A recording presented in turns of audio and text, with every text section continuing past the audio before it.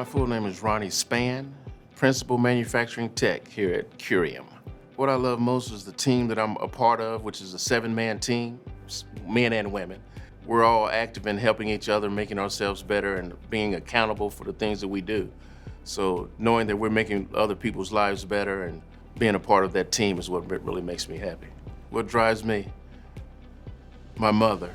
Thinking about my mother and her battle with cancer. She had a 2-year stint with cancer, and 2003 is when she lost her fight with cancer. And so that's the main reason I'm here, and hopefully I can make someone else's lives a little easier as it struggles for me and my family to have lost such the matriarch of the family.